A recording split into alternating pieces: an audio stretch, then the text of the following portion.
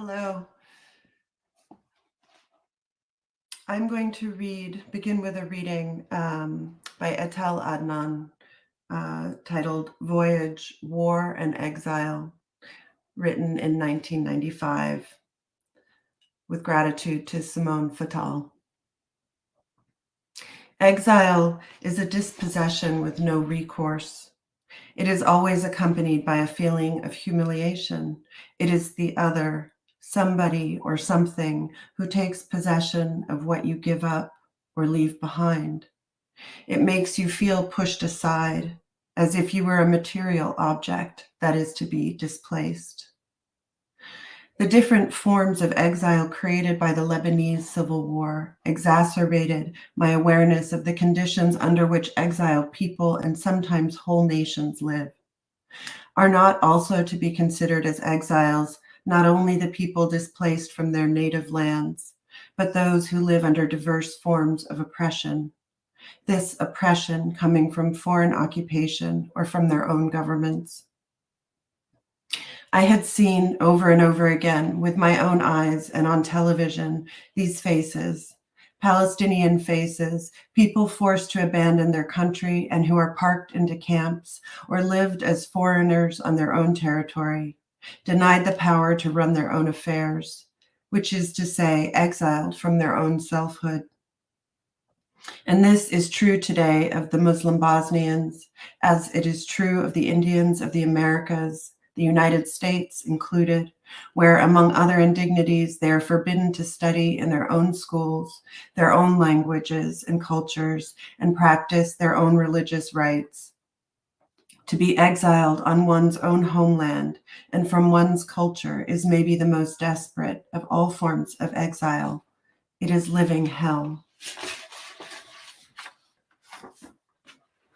The country, Lebanon in 1975, was full of refugees, of officially recognized exiles, of refugees camps, of close to 400,000 Palestinians who were and still are forbidden to go back to their original towns and villages, to whom one had to add the numerous political refugees from all over the Arab world who had come to Beirut to breathe an air of freedom and shelter their dreams.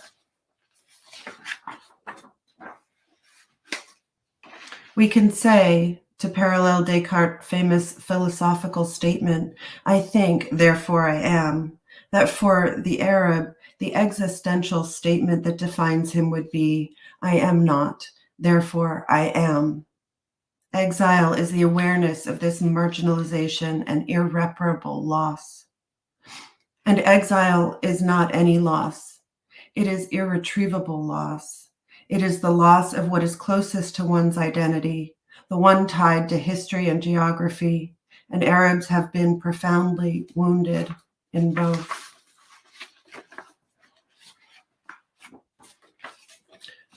What am I to say? That our illusions concerning the Arab world have been destroyed? Yes. We dreamed of Arab unity, while today we have a hard time imagining that any one of those countries will hold together. We believed, against all evidence, that America somehow would become a positive factor, would help the world out of its degradation, but its policies have been rather a recipe for more chaos and devastation. I came to think, which is no consolation, that our predicament is not only our own. Amidst ecological disaster, economic predatory tactics, and political bankruptcy, a human being, wherever, appears to be a fallen angel, an angel exiled from the old paradise, as well from the future. Exile is not the sad privilege of only a few individuals. It has become synonymous with the human condition, but with slight difference that some of us are eaten by this illness in ways evident and definitive, while all the others are not yet conscious of what they already are suffering from. We are, as contemporaries of this day and age, all very, very close to each other, but very few are those who share with us that knowledge. The next sequence of readers will be Omar, Berrada, Joan Retallack, Ariel Resnikoff, Emna Zghal, Ammiel Alcalay, Rawad, Wehbe, and Safaa, Fathy. Thank you all for being here.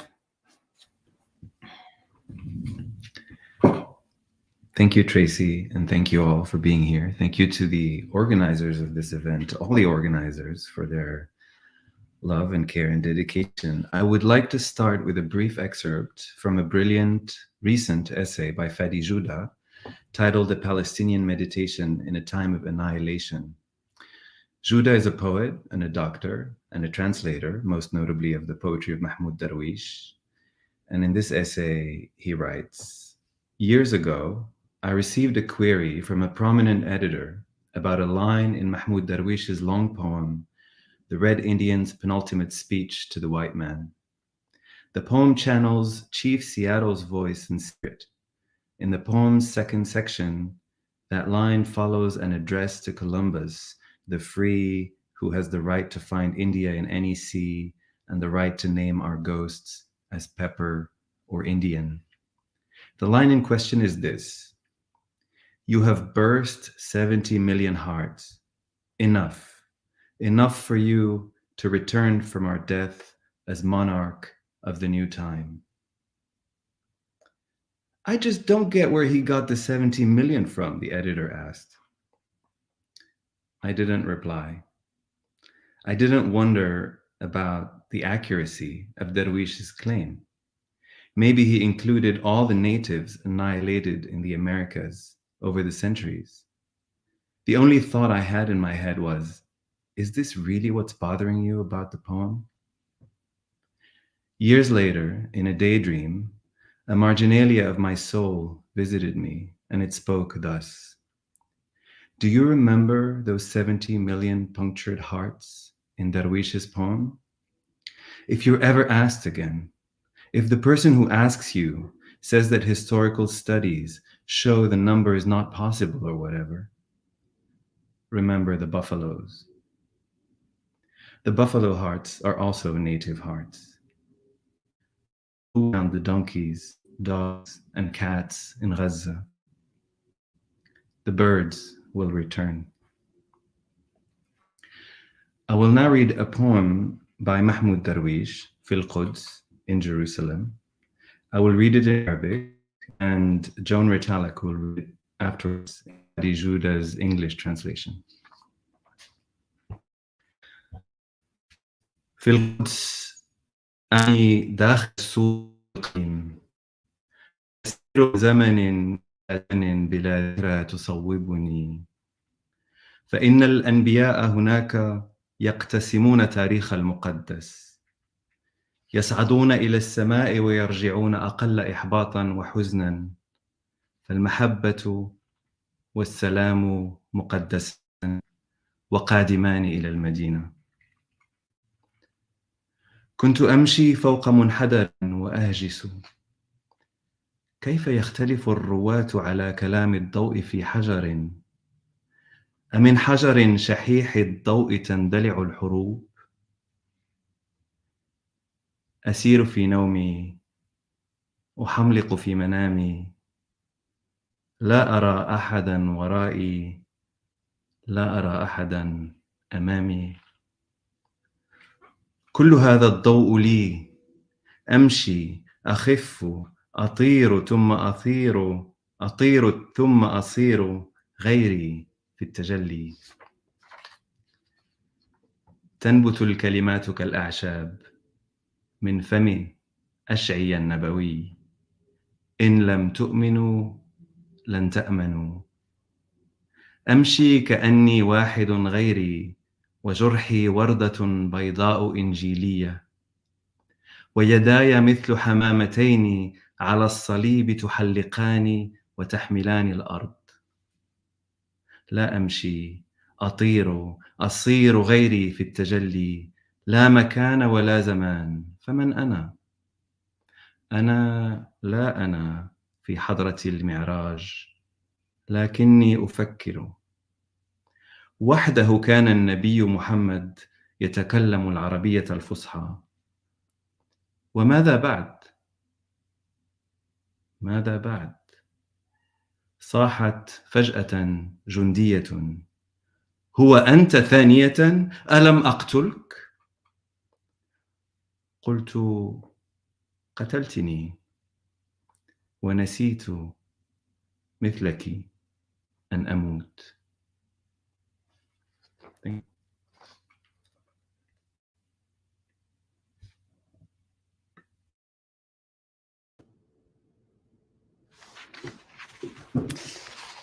I'm going to read the translation of what you just heard in Arabic that was introduced by Omar.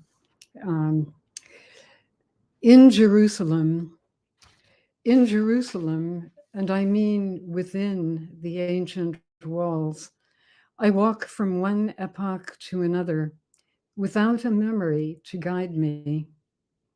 The prophets over there are sharing the history of the holy, ascending to heaven and returning less discouraged and melancholy. Because love and peace are holy and are coming to town, I was walking down a slope and thinking to myself, how do the narrators disagree over what light said about a stone? Is it from a dimly lit stone that wars flare up? I walk in my sleep. I stare in my sleep. I see no one behind me. I see no one ahead of me. All this light is for me. I walk. I become lighter. I fly. And then I become another. Transfigured words sprout like grass from Isaiah's messenger mouth. If you don't believe, you won't be safe. I walk as if I were another, and my wound a white biblical rose, and my hands like two doves on the cross, hovering and carrying the earth. I don't walk, I fly. I become another, transfigured, no place and no time. So who am I? I am no I in ascension's presence. But I think to myself, alone, the Prophet Muhammad spoke classical Arabic. And then what? Then what? A woman soldier shouted. Is that you again? Didn't I kill you? I said, you killed me, and I forgot, like you, to die.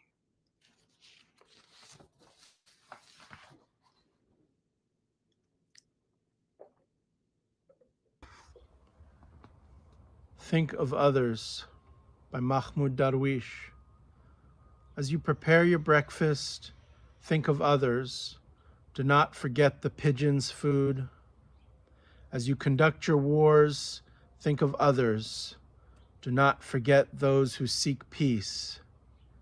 As you pay your water bill, think of others, those who are nursed by clouds. As you return home to your home, think of others.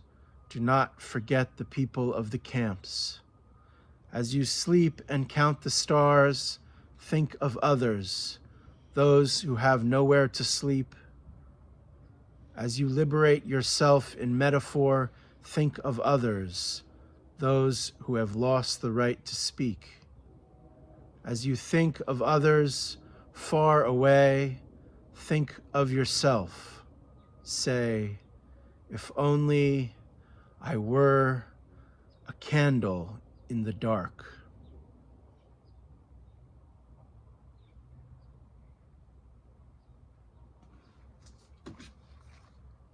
October. East Bay, early dawn sky over hill. Sweet, dream-like upward breath from which I long never to wake up. to the nightmare waiting at my gate, heartsick and sleepless, unraveling, entangling my deepest roots. Outside, the dead lie naked and graveless from road to road, while the living blunder on, cope in every sense and senseless manner under the sun, and under the sheer toxic weight of it all, look to sky at morning's first yawn, dream moment by moment into respite. After a rent, a double catastrophe by proxy, destruction of the human life by destruction of the human mind, both through loss of common sense, which comes first. سأقرأ للشاعر الفلسطيني من غزة ناصر رابح القصيدة في الحرب التي لا تنتهي. ضعوا قلوبكم تحت الأسرة أحذية مرهقة مهملة فلا يمر غبار الحروب عليها ولا تعرفون. ضعوا قلوبكم على الرف ساعة قديمة معطلة فلا رعشة القصف تعبركم ولا يحزنون. في الحرب يتسع القلب يصير قاربا للصغار ساعة لصفاء سماء للكتابة. في الحرب يختنق القلب تهج الكلمات تذوب على حافته العصافير ندى أحمر يرفرف على سارية شاهقة يسمونها الوطن. في الحرب تترك قلبك جانبا وتنقذ سرة الأوراق صورتك القديمة عند باب المدرسة ملكية بيتك المهدوم شهادة ميلاد لابنك قلبك لا يهم الآن. ستنتظر الحبيبة انتهاء الحرب كي تسأل هل كنت تذكرني؟ في الحرب لا أحد يصدق قلبك المحزون. يصعد المسعفون على ساعديك ليسندوا سقف البكاء. الطائرات تحط حولك ظلها وتطير روحك مثل سرب من زجاج. الوقت أنت ولا يدل شظية على الروح غيرك. ربما تشتاق أن ترمي على الأولاد قلبك طابة. ربما تشتاق أن تفتح الشباك دون رصاصة امرأة طائشة. لا بأس، هي حرب واحدة أخرى وتمضي. في الحرب ينتحر الوقت. يمر اليوم حين تتاح دورة المياه لك، والساعة فسحة ما بين بناية عانقتها القذيفة وأخرى تفتح صدرها للشهيق الأخير في شارع سيغادر التاريخ حالا. والدقيقة لا دقائق في الحرب، حيث يقاس الوقت بالشهداء 100 و1000. في الحرب نجلس حيث لا سقان تحملنا لنركض. في الحرب تتبعك القذيفة مثل كلب وفي وجار ممل يبادلك التحية والنكتة السيئة. تحفر في الذكريات وشما على شكل بيت كان بيتا جميلا قبل وصول القذيفة. في الحرب يخجل الأبناء من نزواتهم، يكبرون أمامنا كأن نلتقي بجيران قدامى. كيف حالك يا بني؟ ما زلت أركض يا أبي، ما زلت أركض واحدا في سباق الجنون. في الحرب أنت أدخلتني التجربة، أنت من جر غليان الخرافة نحو بابي، أنت من نسي الشواء على الجمر عمدا وأصرخ إنه قلبي ولم تسمع ولم تغفر ولم تترك من الحب شيئا فيه ومن الكره شيئا كي أتم القصيدة. في الحرب أنت خدعتني بالنجاة شاحبا كسحابة من دخاني. في الحرب تغبطك الحياة على الحياة، بيوت الغنغرينة، نوافذ الهستيريا وإكسم الشوارع، كل ما في المشهد المذعور يغبط أنك تبصر كل هذا ولا يمكنك البكاء. في الحرب لست من لحم ودم، أنت آخر في نفس الثياب مدمات ومتسخات وكاذبة، وتشهد أنك لم تمت بعد.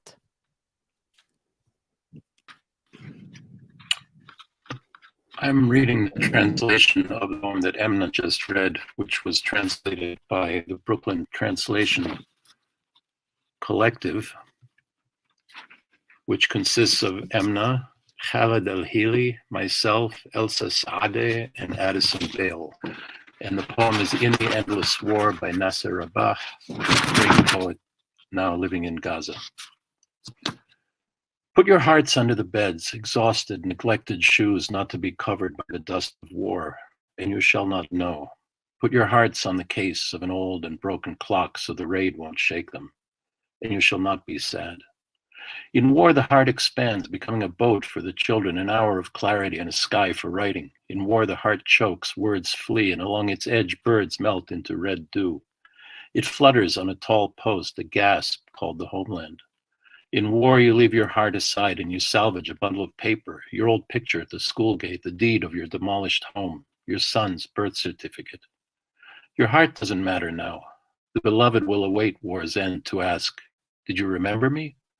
In war, no one believes your grief-stricken heart. The rescuers scale your arms to hold up the roof of sobbing. The planes land their shadows around you and your soul flies out like a flock of glass. You are the time and nothing aims a piece of shrapnel at a soul but you. Maybe you long to throw your heart at your children like a ball. Maybe you long to open the window without the shot of a stray woman. It's all right, it's war. Another one, and it will pass. In war, time commits suicide. The day goes by before it's your turn for the bathroom. The hour is that space between a building embraced by a missile and another one opening its chest for the last person gasping on the street about to exit history instantaneously. As for the minute, no minutes in war. Time is rather measured by martyrs, 100 and 1,000. In war, we sit, no legs to carry us and run. In war, a missile follows you like a loyal dog and a boring neighbor exchanging greetings and bad jokes. You etch a tattoo shaped like home into memory. It was a beautiful home before the arrival of the missile. In war, the children are embarrassed by the tantrums. They grow before us as if we're meeting old neighbors. How are you, son? I'm still running farther. I'm still running alone in the madness race. In war, you brought me into the experience. You're the one who dragged the fairy tales ghouls to my door. You're the one who with premeditation forgot the barbecue on, and I'm screaming, it's my heart. You did not hear and you did not forgive. Of love, you left nothing. Of hate, you left nothing for me to finish the poem. Then you, like a pale cloud of smoke, deceived me into safety. In war, life envies you for life. Gangrene homes, windows of hysteria, and the eczema of streets. Everything in the horrifying scene resents that you could see it all and not cry. In war, you're not made of flesh and bones. You're someone else in the same clothes, bloodied, dirty, and lying, testifying that you're not dead yet. And I'd like to read a poem of mine that was written during the attack on Gaza in August 2014. It's called Letter to the Americans. You know as well as I do that a people under occupation will be unhappy, that parents will fear for the lives of their precious children, especially when there is nowhere to hide. You know as well as I do that a husband's memory of his wife forced to deliver their child at a checkpoint will not be a happy one. You know as well as I do that the form of her unborn child beaten to death in the womb will never leave a mother's mind. And you know as well as I do that a girl will have cause to wonder at the loss of her grandfather, made to wait on his way to the hospital, and she'll have cause to cry at the bullet lodged in her brother's head. You know as well as I do that watching someone who stole the land you used to till water their garden while you hope some rain might collect to parch your weary throat might cause bitterness. You know as well as I do that a family, a village, a city, and a people punished for the act of an individual might not react well to the idea of two sides. You know as well as I do that Hammurabi's code was a great legal precedent and that the translation of an eye for an eye and a tooth for a tooth means one punishment for one crime, no thing more and no thing less. You know as well as I do that aerial bombardment and white phosphorus and naval blockade and tanks and snipers and barbed wire and walls and house demolitions and land confiscation and the uprooting of olive trees and torture without trial and collective punishment and withholding water and access to the sea and even the sky itself are no match for rocket-propelled grenades and all the nails ever put into every homemade bomb ever made, even though metal still pierces every skin. You know as well as I do that justice dwells in the soul as in the soil, and though you can't ever know what you'd do if you were in someone else's shoes, maybe you would have the strength to carry your elders on your back, the courage to stay at the operating table or drive an ambulance after your children were killed, the nerve to face the daily grief compounded by loss after loss until all you have left is the unutterable scream you possess in the heave of your breast and the depth of your chest. But you also know as well as I do that the size of the prison increases the capacity to resist, and the extent of the suffering makes fear just another feeling among many, because the most occupied are also the most free, since there are no illusions left but the vision of freedom and how to realize it. You know all this, but you know too, just as I do, that enough is enough, and those below will continue to rise up.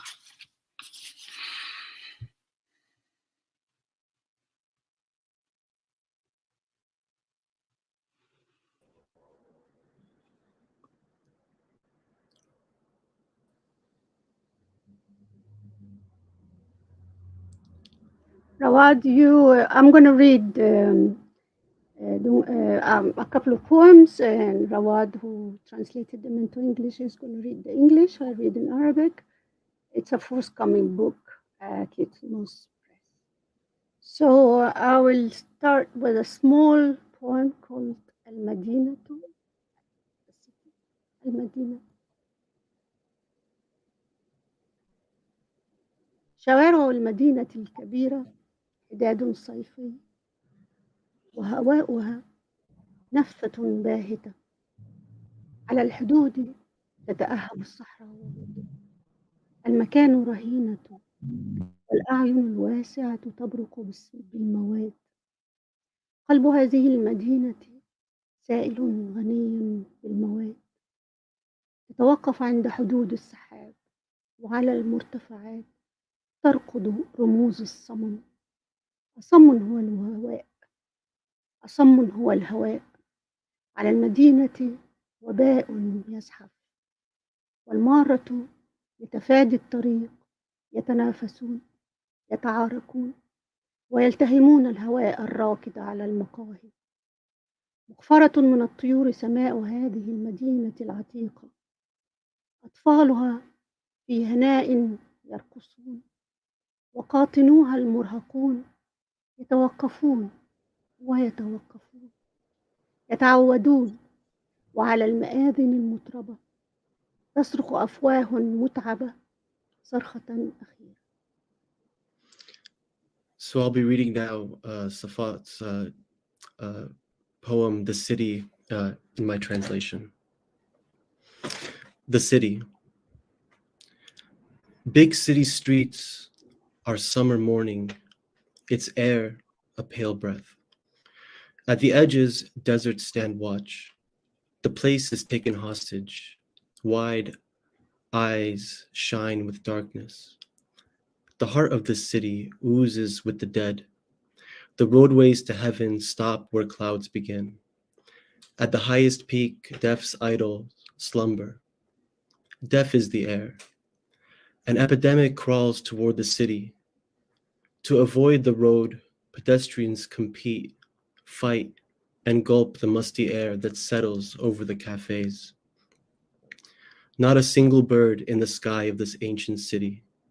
Its children dance blissfully, its exhausted denizens habituated to stopping and stopping above the dusty minarets, and tired mouths expel one final scream. What do you think? You could read the English of the next bit, and then I will read the Arabic at the end. Of course. So this is a selection from A Name to the Sea. Beginning with an epitaph, if somewhere lodged them, then where would seize them? I shall carry your signature beneath my skin. Maybe I shall sit among the flowers in the day, and when night falls, maybe I shall live behind this door I shut to keep your phrase within.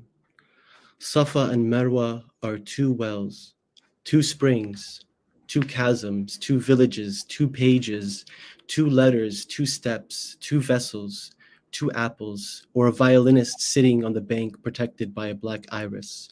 He summons to his lips the story of a nightmare that came to him while he sat crouched during the Mawlid, the birth of Hussein, contemplating ancient distractions, empty cigarette packs, people sleeping on the grass, reciters, vendors, and smokers. Then he wondered, why do little trees stretch out their branches? Why do women stride beneath the leaves? Why were diamonds scattered over the water surface?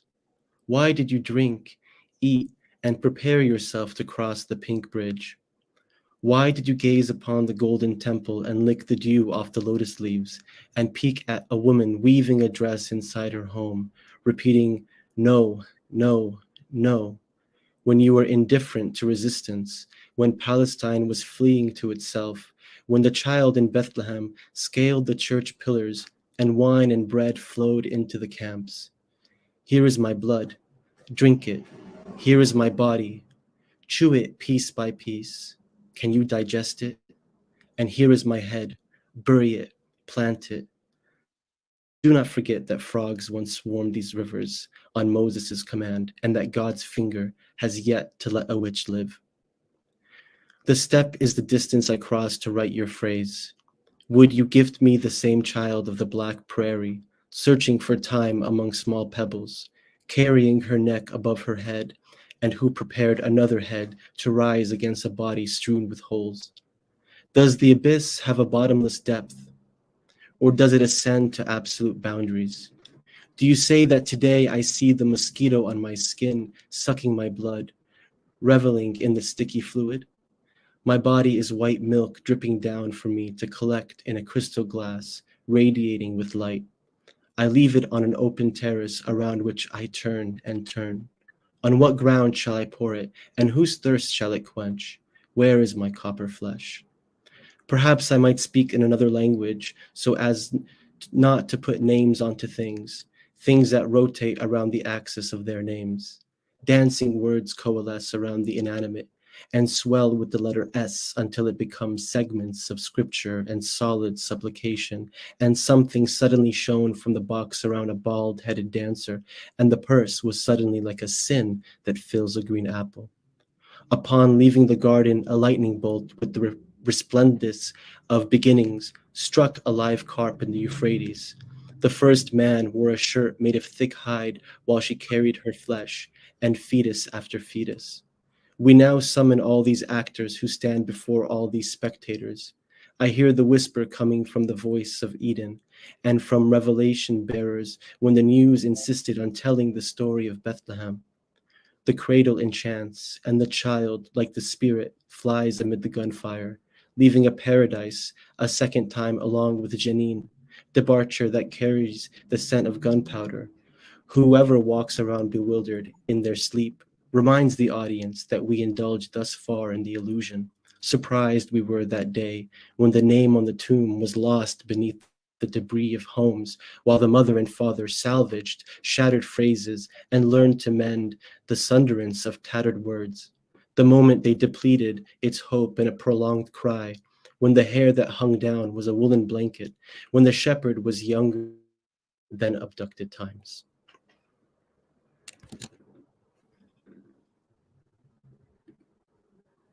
من اسم يسعى في زجاجة أواهم محل فأدركتهم أين سأحمل إمضاءك تحت الجلد وربما سأجلس بين الزهور نهارا وأحيا خلف هذا الباب ليلا الذي أوسطته على عبارتك الصفا والمروة بئران أو عينان أو هوتان أو قريتان أو صفحتان أو خطابان أو خطوتان أو مركبان أو تفاحتان أو عازف قيثارة جلس على ضفة تحميها سوسنة سوداء يستدعي إلى لسانه قصة الكابوس الذي أتاه حين كان يجلس القرفصاء في مولد الحسين ويتأمل السلوى القديمة وعلب السجائر الفارغة والنائمين على الحشائش والمرتلين والبائعين والمدخنين حين تساءل ولما امتدت هامة الشجيرات ولما رفلت النساء أسفل البريقات ولما نثرت الماس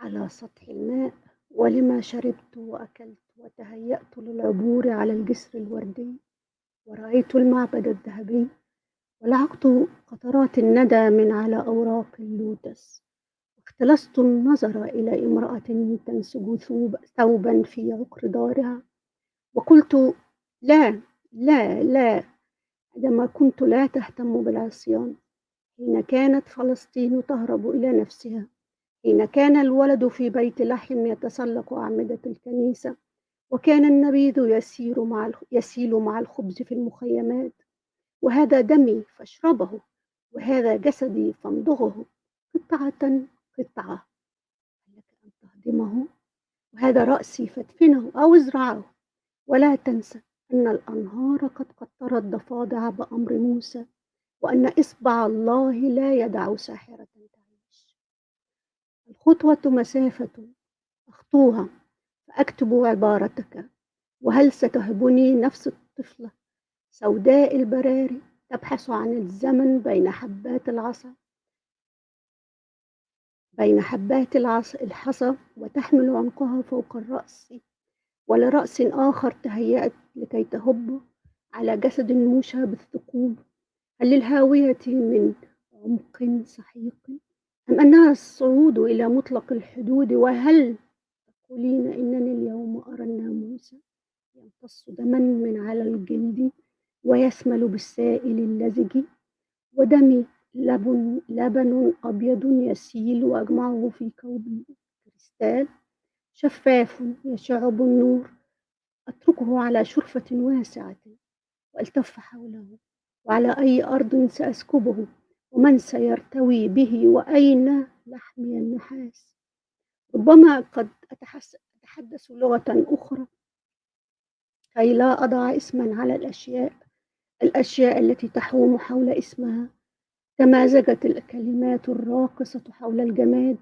وكانت منتفخة بحرف الصاد وصارت فصوص نص وصلب صلاة وبصيص صار في صندوق حول راقصة صلعاء وسرة صارت كالمعصية تملأ تفاحة خضراء وعند الخروج من الجنة برق ببريق البدايات قرموط حي في نهر الفرات وكان الرجل الأول يرتدي قميصا من جلد سميك أما هي فكانت تحمل لحمها والجنين بعد الجنين والآن نستدعي هؤلاء الممثلين الذين يقفون أمام هؤلاء المشاهدين وسمعت الصوت الهامس الآتي من عدن ومن حامل الوحي عندما كانت الأخبار تلح على سرد حكاية بيت لحم والمهد ساحر وطفله كالروح طائر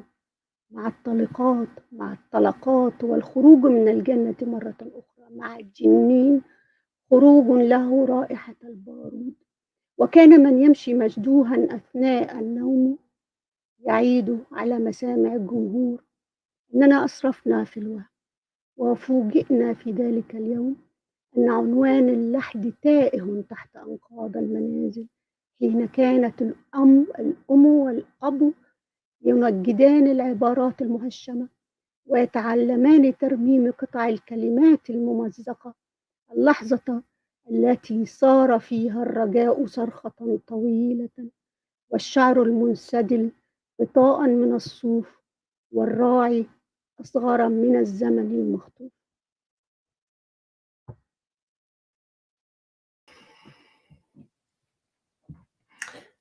Thank you, Safaa. Thank you, Rawad, Emna, Ammiel, Ariel, Joan, Omar. I just want to briefly speak to those in the US, to the West more generally, to say the loss of freedom of speech and critical dissent is how it all begins or ends. Pay attention to the resignations, the firings, the persecution, the censorship and silencing. If you have the privilege to speak, please speak up. We need it. And in just a few minutes, Jade Hickey from Belladonna Books will host the next half hour. Thank you all so much.